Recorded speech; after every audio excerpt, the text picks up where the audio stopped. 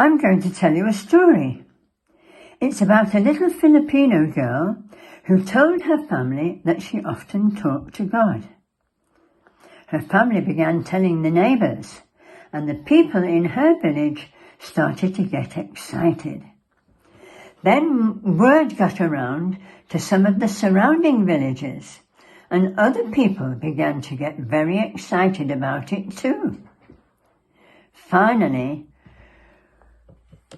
word reached the bishop's palace in Manila, and the bishop became somewhat concerned, because after all, you could not have an unauthorized saint walking around in the Catholic Church. So he appointed a Monsignor to investigate the case. The little girl was brought to the bishop's palace for a series of talks.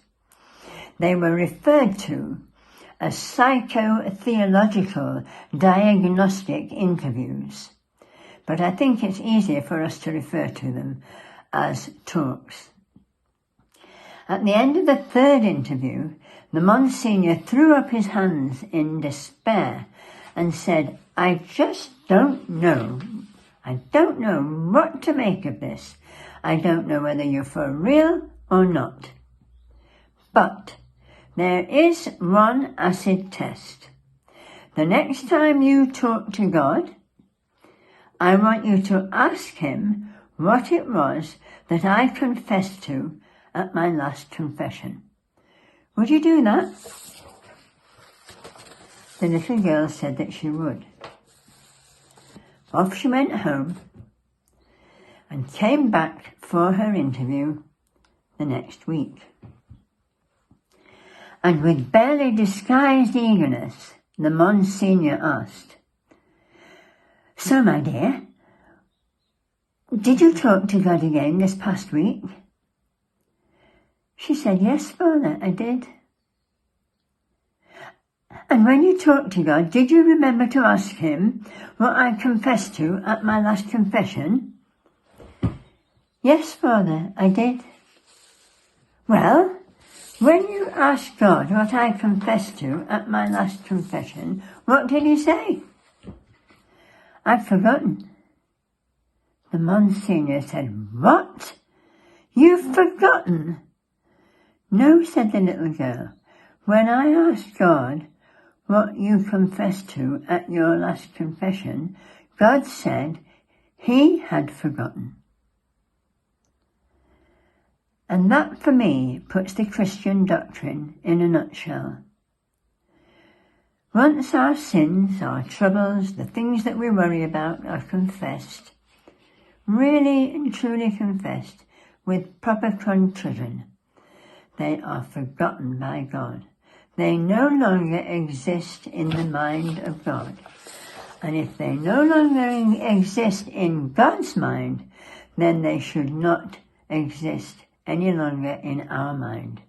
We should not keep feeling guilty about past failures, about things that have happened to us in the past, and things that keep coming back worrying and worrying us. We should forget them, because God has already forgotten them as soon as we told him about them. We are all sinners. It's the first requirement when we accept the Christian faith. And that is one of the main reasons why I am a Christian.